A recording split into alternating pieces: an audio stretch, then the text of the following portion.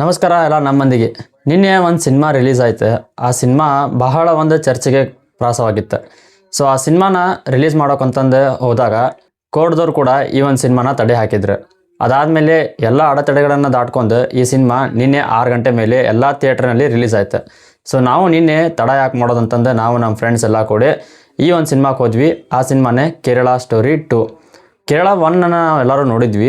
Kerala 1 story ಒಳಗೆ almost ಎಲ್ಲ ಕೇರಳದ ಹುಡುಗಿರು ಯಾವ ರೀತಿ ಲವ್ ಜಿಹಾದ್ ಅನ್ನೋ ಕೇಸ್ ಒಳಗೆ ಸಿಕ್ಕೊಂತಾರೆ, ಆಮೇಲೆ ಅವ್ರನ್ನ ಯಾವ ರೀತಿ ಕನ್ವರ್ಟ್ ಮಾಡ್ತಾರೆ ಮುಸ್ಲಿಮ್ ಆಗಿ ಅಂತಂದು ನೋಡಿದ್ವಿ. ಸೊ ಅದೇ ಒಂದು ಬೇಸ್ ಮೇಲೆ ಈ ಒಂದು ಸಿನಿಮಾ ಇರ್ಬೋದು ಅಂತ ನಾವು ಕೂಡ ಎಕ್ಸೆಪ್ಟ್ ಮಾಡ್ಕೊಂಡು ಹೋದ್ವಿ. ಅದಾದಮೇಲೆ ಏನಾಯ್ತು ಎಲ್ಲ ಒಂದು ವಿಡಿಯೋದೊಳಗೆ ಕವರ್ ಮಾಡತ್ತೀನಿ. ಸೊ ವಿಡಿಯೋನ ಕೊನೆವರೆಗೂ ನೋಡಿರಿ. ಹಂಗೆ ನೀವೇನಾದ್ರೂ ನಮ್ಮ ಚಾನಲ್ಗೆ ಹೊಸಬರಾಗಿದ್ರೆ ದಯವಿಟ್ಟು ಸಬ್ಸ್ಕ್ರೈಬ್ ಕೂಡ ಆಗ್ರಿ. ನೀವೆಲ್ಲ ಕೇರಳ ಸ್ಟೋರಿ 1 ನೋಡಿರ್ಬೋದು. ಈ ಒಂದು ಸಿನಿಮಾನ ನಿರ್ದೇಶನ ಮಾಡಿದವರು ಸುದೀಪ್ಟೋ ಸೇನ್ ಅವರು. ಸೊ ಈ ಸಿನಿಮಾನ ಅವರು ನಿರ್ದೇಶನ ಮಾಡೋಕ್ಕಿಂತ ಮುಂಚೆ 10 ವರ್ಷಗಳ ಕಾಲ ರಿಸರ್ಚ್ ಮಾಡಿದ್ರಂತೆ. ಸೊ ಯಾವ ರೀತಿ ಕೇರಳ ಒಳಗೆ ಹಿಂದೂ ಹುಡುಗಿಯರು ಮುಸ್ಲಿಮ್ ಆಗಿ ಕನ್ವರ್ಟ್ ಆಗ್ತಾರೆ, ಇದರಿಂದ ಯಾರ್ಯಾರು ವರ್ಕ್ ಮಾಡ್ತಾರೆ ಅನ್ನೋದನ್ನೆಲ್ಲ ಅವರು ಫುಲ್ ಡೀಪಾಗಿ ರಿಸರ್ಚ್ ಮಾಡಿ ಈ ಒಂದು ಕೇರಳ 1 ಸ್ಟೋರಿನ ರಿಲೀಸ್ ಮಾಡಿದ್ರು. ಈ ಒಂದು ಸಿನಿಮಾ ರಿಲೀಸ್ ಆದಾಗ ಬಹಳಷ್ಟು ಹೋರಾಟಗಳು, ಬಹಳಷ್ಟು ಪ್ರತಿಭಟನೆಗಳು ಶುರುವಾದವು. ಈ ಒಂದು ಸಿನಿಮಾನ ಬಂದ್ ಮಾಡಿರಿ, ಇದೊಂದು ನಮ್ಮ ಜಾತಿಗೆ ದೂರ ಮಾಡುವಂತಹ ಸಿನಿಮಾ ಆಯ್ತಂತಂದು ಬೇರೆ ಜಾತಿಯವರು ಹೇಳತ್ತಿದ್ರಂತೆ. ಸೊ ಕೇರಳ 1 ಸ್ಟೋರಿ ಏನಿದೆಯಲ್ಲ ಇದನ್ನೆಲ್ಲ ಮೀರಿ 300 ಕೋಟಿಗೂ ಹೆಚ್ಚು ಕಲೆಕ್ಷನ್ ಮಾಡಿ ಒಂದು ಇತಿಹಾಸವನ್ನು ಕ್ರಿಯೇಟ್ ಮಾಡಿತ್ತು. ಸೊ ಅದ ಒಂದು ಸೀಕ್ವೆನ್ಸ್ ಒಳಗೆ ಕೇರಳ ಸ್ಟೋರಿ 2 ನಾರಾಯಣ್ ಸಿಂಗ್ ಅವರು ನಿರ್ದೇಶನ ಮಾಡಿ ಈಗ ರಿಲೀಸ್ ಮಾಡಿದ್ರು. ಸೊ ಈ ಸಿನಿಮಾ ಏನು ಹೇಳ್ತಾ ಇದೆ ಅಂತಂದರೆ, ಹಿಂದೂ ಹುಡುಗಿಯರು ಯಾವ ರೀತಿ ಮುಸ್ಲಿಮ್ ಆಗಿ ಕನ್ವರ್ಟ್ ಆಗ್ತಿದ್ದಾರೆ ಅಂತ. ಇದು ಕೇವಲ ಕೇರಳದಲ್ಲಿ ನಡೆಯುವಂತಹ ಸ್ಟೋರಿ ಅಂತ ನೀವು ಡಿಸೈಡ್ ಮಾಡಬೇಡ್ರಿ. ಇದು ಆಲ್ ಓವರ್ ಇಂಡಿಯಾದಲ್ಲಿ ಯಾವ ರೀತಿ ಹಿಂದೂ ಹುಡುಗಿಯರು ಮುಸ್ಲಿಮ್ ಆಗಿ ಕನ್ವರ್ಟ್ ಆಗ್ತಾರೆ ಅನ್ನೋದನ್ನು ವಿವರವಾಗಿ ತೋರಿಸಿದ್ದಾರೆ. ನಾನಿಲ್ಲಿ ಯಾವುದೇ ಜಾತಿ ಆಗಲಿ ಯಾವುದೇ ಭೇದದ ಬಗ್ಗೆ ಆಗಲಿ ಮಾತಾಡತ್ತಿಲ್ಲ. ಬದಲಾಗಿ ಈ ಸಿನಿಮಾದಲ್ಲಿ ಏನೆಲ್ಲ ನಡೀತು, ಏನೆಲ್ಲ ಇಷ್ಟ ಆಯಿತು, ಏನೆಲ್ಲ ಇಷ್ಟ ಆಗಲಿಲ್ಲ ಅನ್ನೋದ್ರ ಬಗ್ಗೆ ನಿಮಗೆ ತಿಳಿಸೋಕೆ ಬಂದಿದ್ದೀನಿ. ಸೊ ನೀವು ನಾನು ಯಾವುದೋ ಒಂದು ಜಾತಿಯ ಬಗ್ಗೆ, ಯಾವುದೋ ಒಂದು ಕೋಮಿನ ಬಗ್ಗೆ ಮಾತಾಡ್ತೀನಿ ಅಂತಂದರೆ ಅದನ್ನು ಇವಾಗಲೇ ತಲೆಯಿಂದ ತೆಗೆದಾಕ್ಬಿಡಿ. ಸೊ ಇವಾಗ ಸಿನಿಮಾಕ್ಕೆ ಎಂಟರ್ ಆಗೋಣ ಬನ್ನಿ.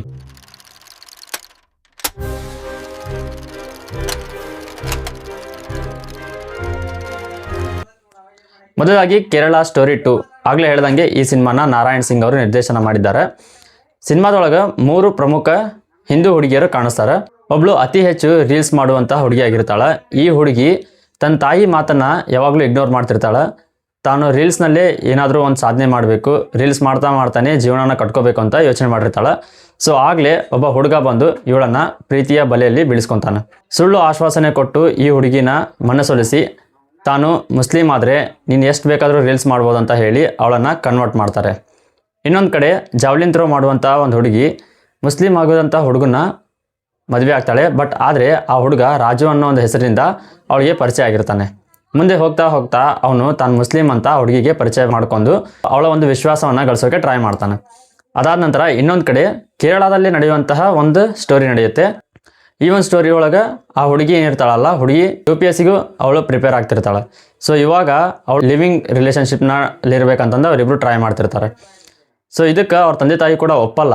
ಆದರೂ ಎಲ್ಲ ಮುಸ್ಲಿಮ್ನು ಒಂದೇ ಥರ ಇರಲ್ಲ ಅಂತಂದು APJ ಅಬ್ದುಲ್ ಕಲಾಂ ಅವರಂತಹ ದೊಡ್ಡ ದೊಡ್ಡ ವ್ಯಕ್ತಿಗಳ ಹೆಸರುಗಳನ್ನು ತೊಗೊಂಡು ಮುಸ್ಲಿಮ್ ಎಲ್ಲರೂ ಒಂದೇ ಥರ ಇರಲ್ಲ ಅಂಥೇಳಿ ಈ ಒಂದು ಸಲೀಮನ್ ಜೊತೆ ಪ್ರೀತಿ ಮಾಡೋಕ್ಕೆ ಸ್ಟಾರ್ಟ್ ಮಾಡ್ತಾಳೆ. ಅದು ಲಿವಿಂಗ್ ರಿಲೇಷನ್ಶಿಪ್ ಒಳಗೆ.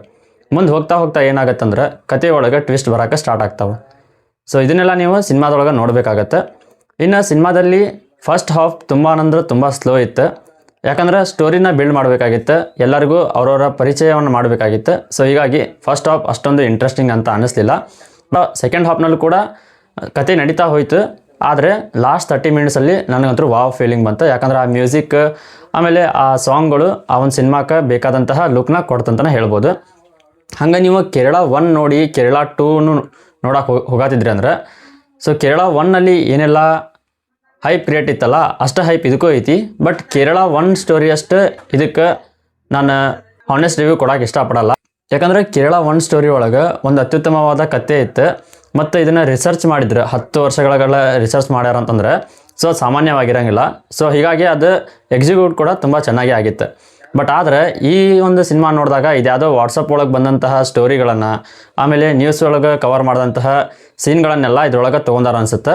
ಮತ್ತು ಅಷ್ಟೇ ಅಲ್ದನ ಈ ಸಿನಿಮಾದೊಳಗೆ ಲಾಸ್ಟ್ ಎಂಡಿಂಗ್ ಕೂಡ ಅಷ್ಟೇ ಚೆನ್ನಾಗಿತ್ತು. ಮತ್ತು ರಾಜಕೀಯದ ಒಂದು ಬುಲ್ಡೋಜರನ್ನು ಅದನ್ನು ಕೂಡ ಬಳಸ್ಯಾರ ಅಂತ ಅನ್ನಿಸ್ತು. ಅದು ಪರ್ಫೆಕ್ಟಾಗಿ ಗೊತ್ತಿಲ್ಲ, ಬಟ್ ಅದೊಂದು ಥೀಮ್ ಮೇಲೆ ಬುಲ್ಡೋಜರ್ನ ಬಳಸಿದಾರ ಅಂತ ಅನ್ನಿಸ್ತು. ಸೊ ಅವಾಗ ಎಲ್ಲ ಆಡಿಯನ್ಸ್ ಯೋಗಿಜಿ ಅಂತ ಅನ್ನಕತ್ತಿದ್ರು, ಬಟ್ ಅದು ಹೌದು ಅಂತ ನನಗೂ ಗೊತ್ತಿಲ್ಲ. ಬಟ್ ಇದಂತೂ ನಡೆದಾಯ್ತಿತ್ತು ಥಿಯೇಟ್ರ್ ಒಳಗೆ. ಸೊ ಓವರಾಲ್ ಆಗಿ ಹೇಳಬೇಕಂತಂದ್ರೆ ಇದೊಂದು ಸೋಷಿಯಲ್ ಅವೇರ್ನೆಸ್ ಮೂಡಿಸುವಂಥ ಸಿನಿಮಾ ಆಗೈತಿ.